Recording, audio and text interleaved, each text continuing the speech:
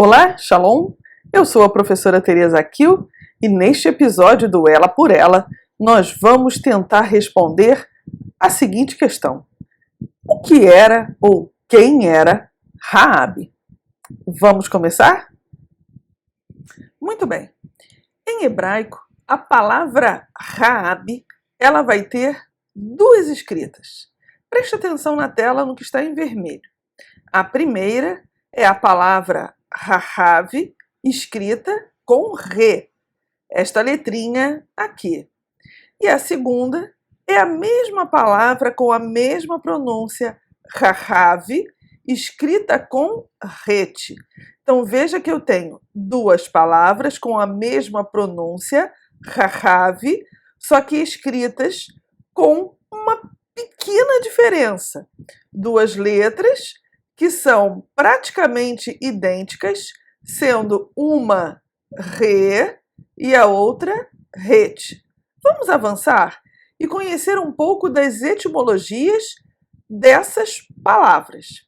Rahav, então, são duas raízes, são duas palavras, cujos significados se tocam. Perceba só. Rahav com Ret, ela significa altivez, insolência, orgulho, largo e amplo. Já Rahav com Re significa orgulhoso, força e como verbo vai significar agir de forma tempestuosa, barulhenta ou arrogante. Percebe então que etimologicamente, essas palavras têm um significado que são comuns. Orgulho, orgulhoso.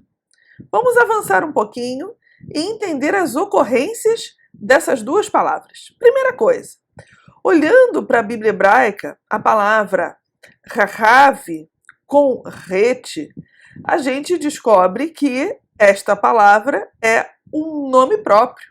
É o nome da famosa prostituta de Jericó que ajudou os espias a escapar, Escapar da cidade, num primeiro momento, quando eles foram lá, e posteriormente, quando a cidade então é invadida por Josué e Israel, ela acaba escapando da morte, salvando a ela e a sua família.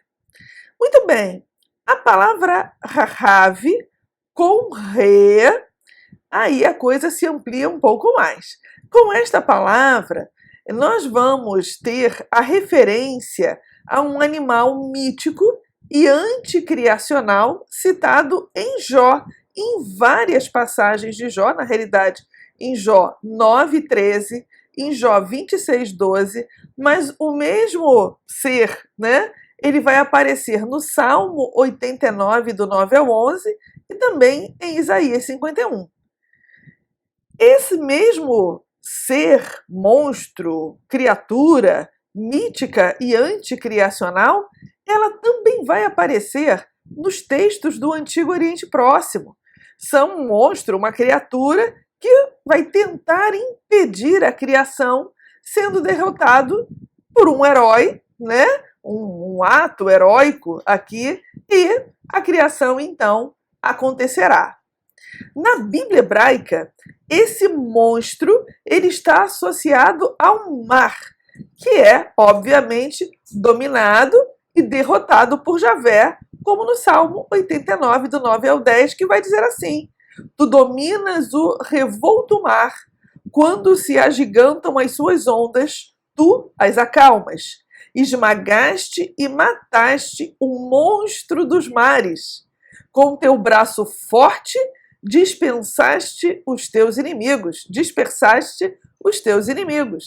Nesse texto aqui, mostra pra gente o quê? Que Deus, que Javé, é superior a todos os seres míticos e, obviamente, ele é o quê? Ele é o grande criador e não outros deuses, como Baal, como o próprio Faraó, que é uma personificação da divindade, ou o Marduk babilônico.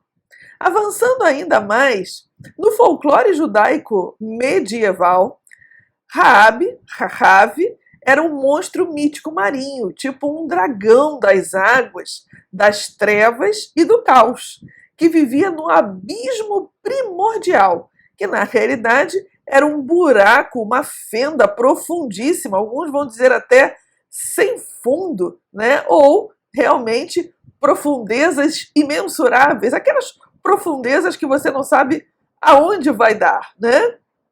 Ou ainda, então, que vivia no abismo, nessa fenda, né, profundíssima, ou até mesmo no oceano.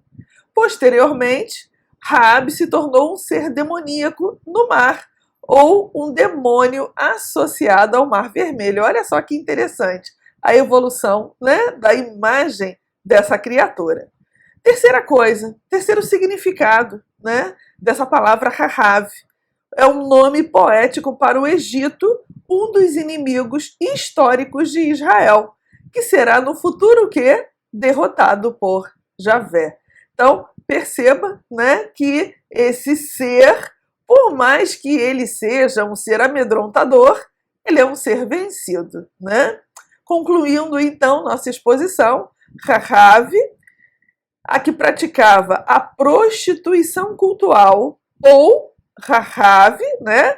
A Raab ou a Rahab com rete, e a Raab ou a Rahab com re, o monstro do abismo, e também a metáfora para o Egito, tem um quê de abominação, que em algum momento, o quê? Serão, né, as Rahabs aqui, derrotados ou destruídos por Deus, né? Analisando o significado das palavras, ainda podemos dizer que a altivez, a insolência, o orgulho são também sentimentos condenáveis e que devem ser vencidos ou derrotados, como vai nos dizer Provérbios 16, 18. O orgulho precede a ruína e a altivez do espírito, a queda. Acharam interessante? Eu achei super interessante essa questão da Raabe ou da Rahab.